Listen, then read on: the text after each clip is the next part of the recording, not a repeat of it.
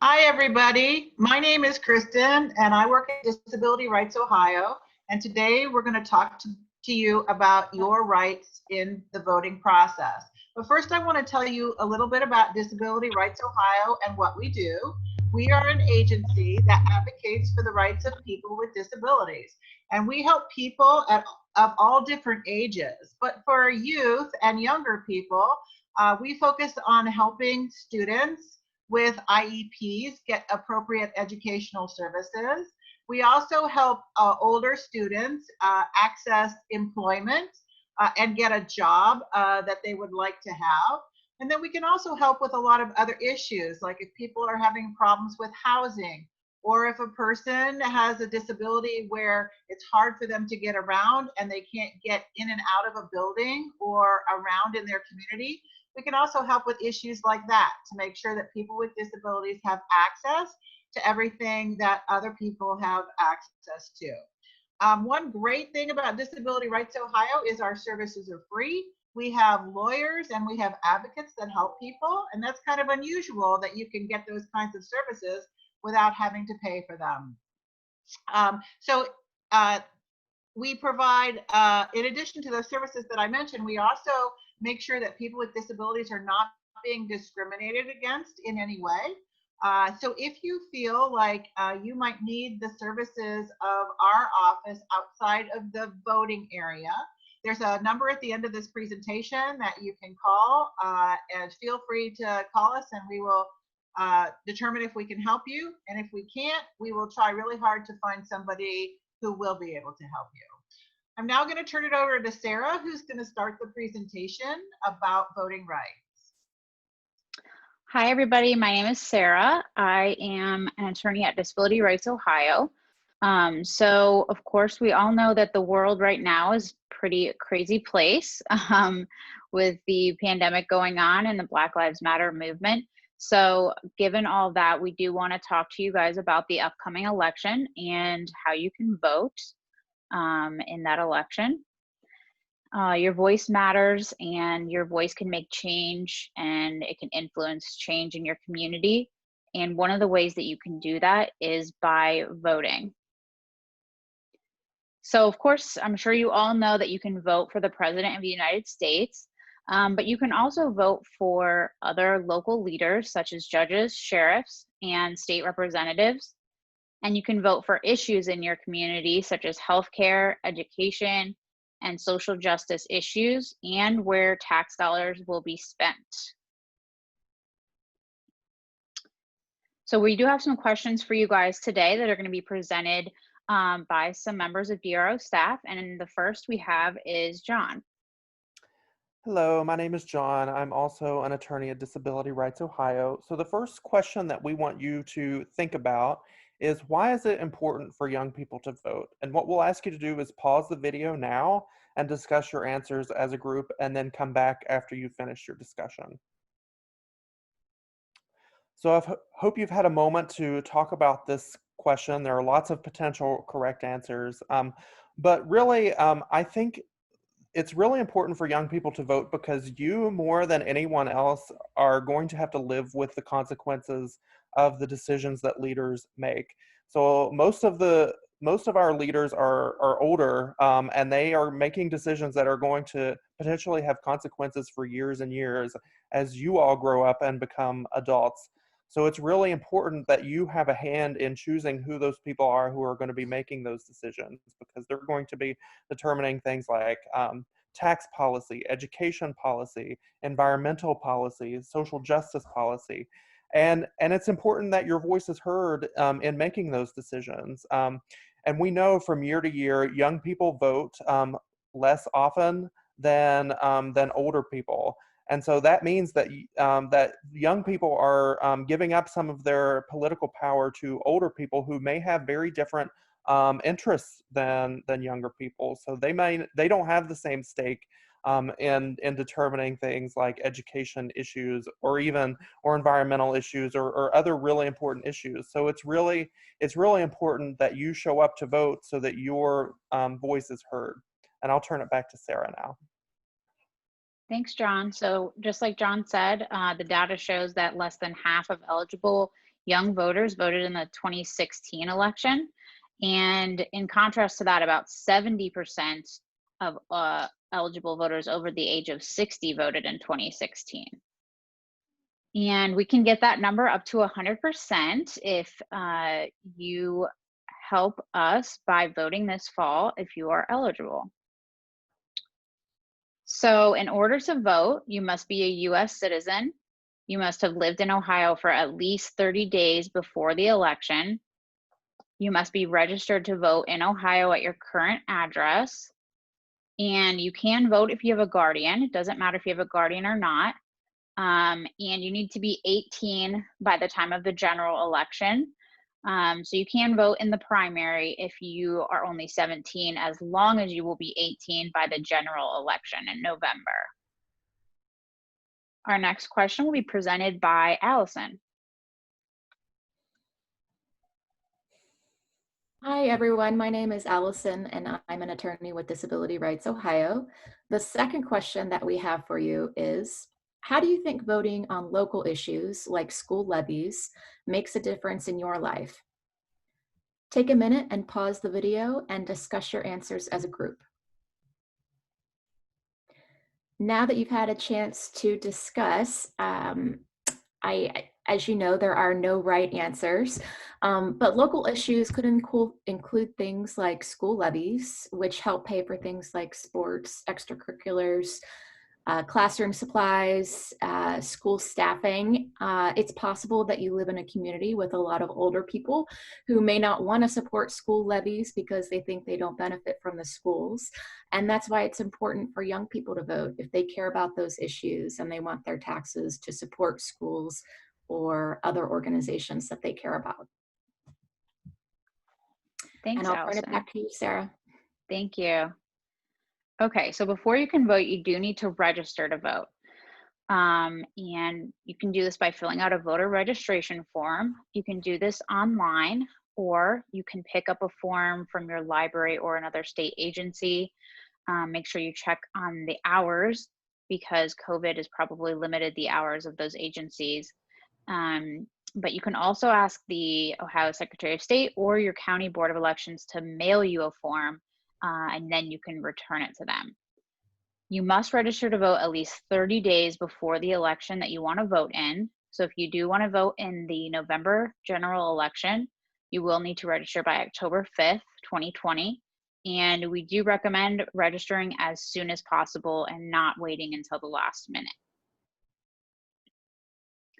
In order to register, you need a few pieces of information: your name, your address, date of birth, and your signature.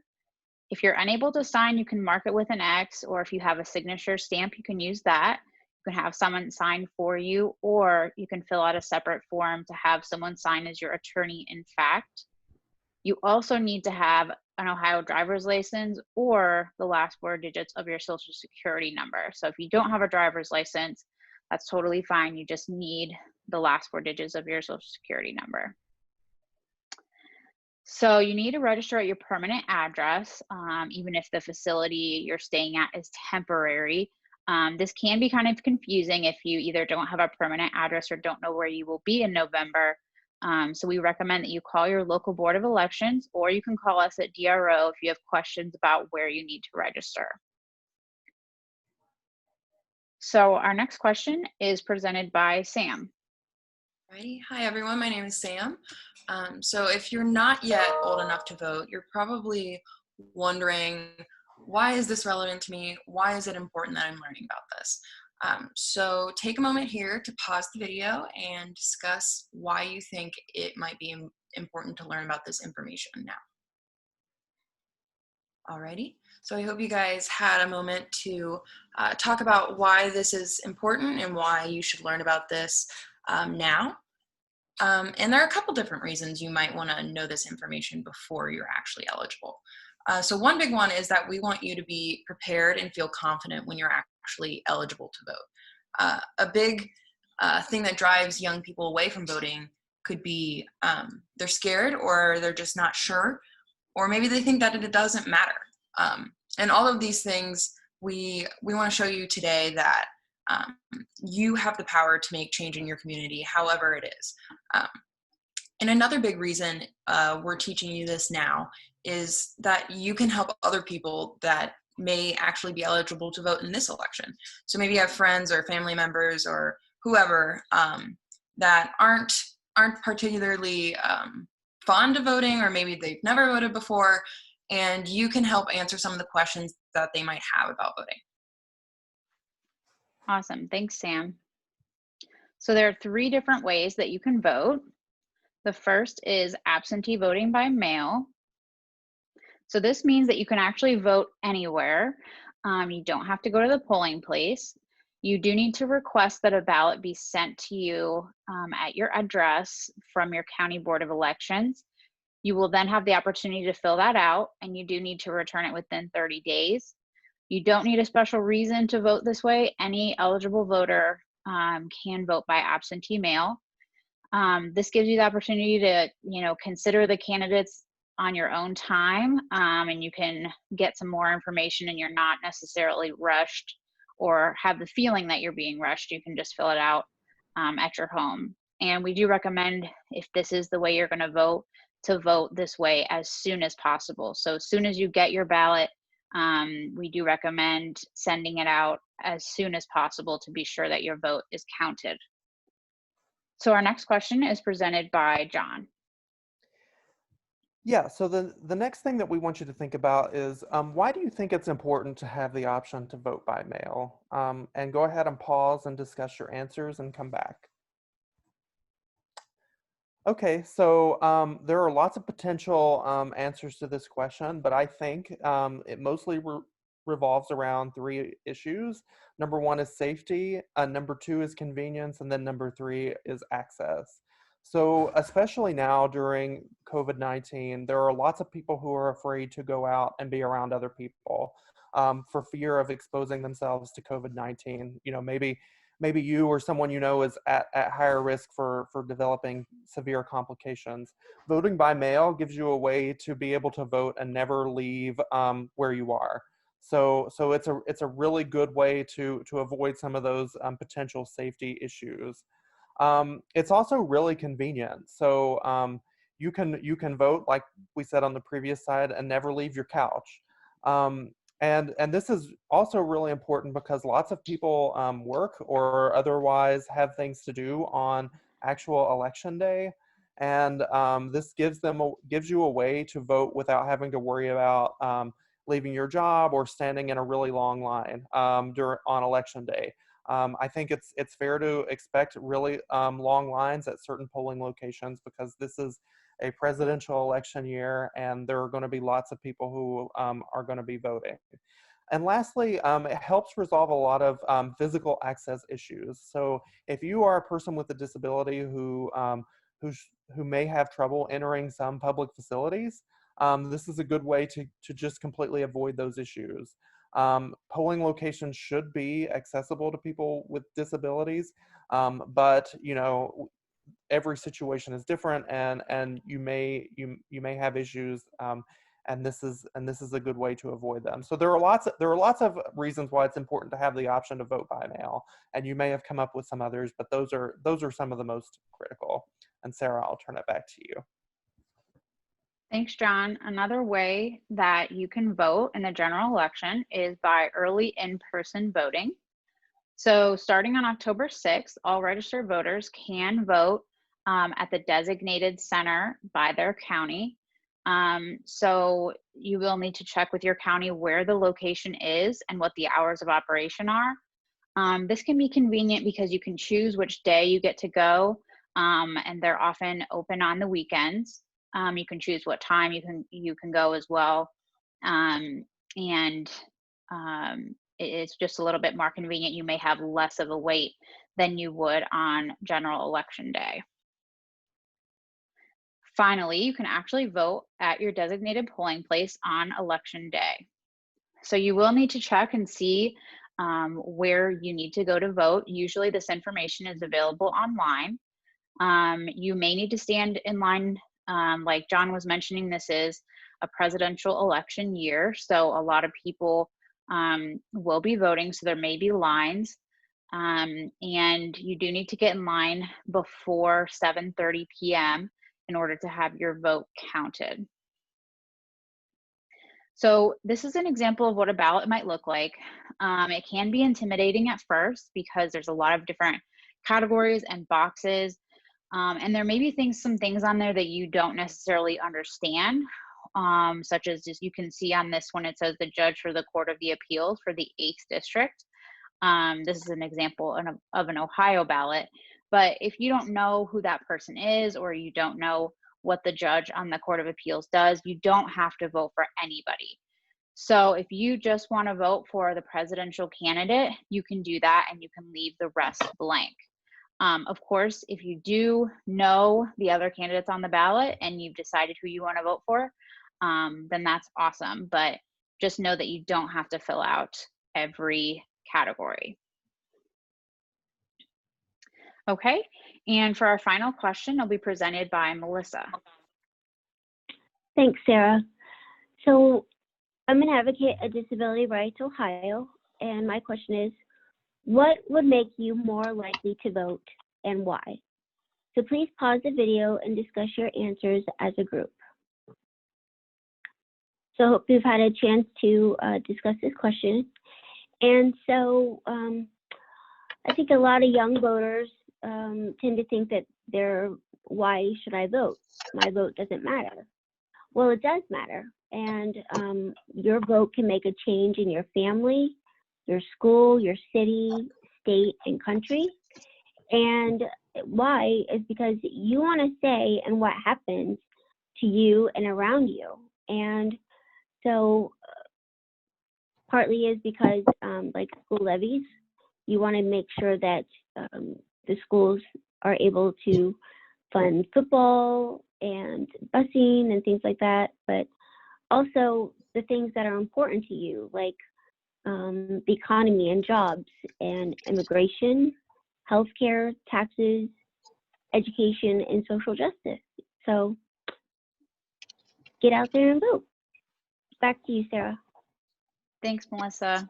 So we're going to talk briefly about certain rights that you have if you're voting, if you're a person with a disability. So you can bring almost anyone with you to vote, except your employer, a labor union representative, or somebody who's running for office, so any candidate on the ballot. Of course, you can always vote by yourself if you don't want someone to assist you. If you are going by yourself and you have questions about how to cast your vote or accessibility questions, you can ask someone who's working at the polling place.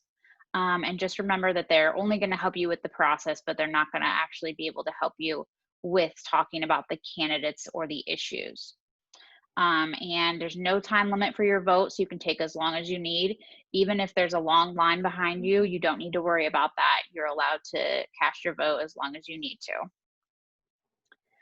You're also allowed to bring materials with you to help you. So you can bring voter guides, sample ballots, materials from political parties or candidates. You can also bring your cell phone or your own personal notes.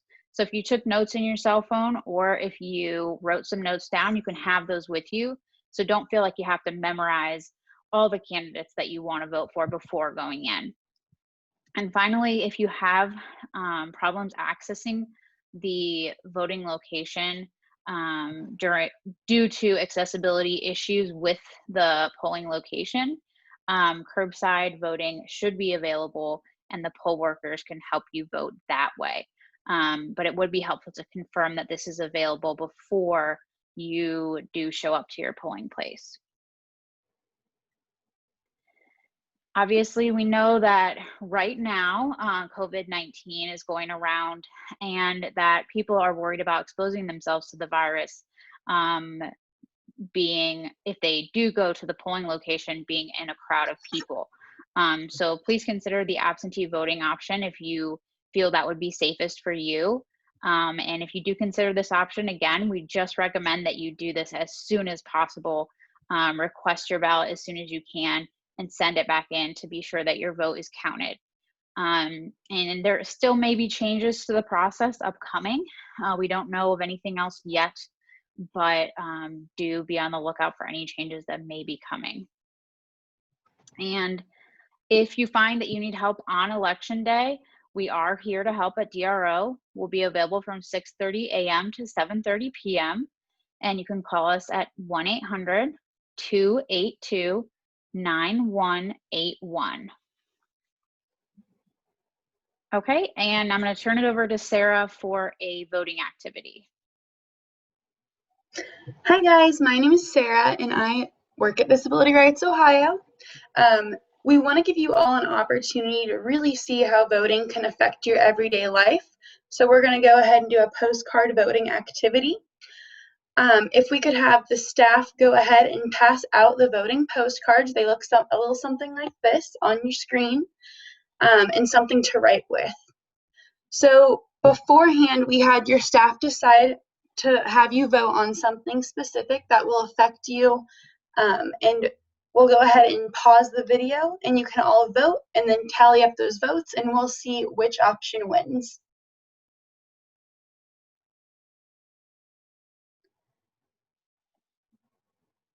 All right. I do want to let you guys know that you don't have to share your vote. Voting is a private thing for some people, and your vote is your own choice. You do not have to share it with others.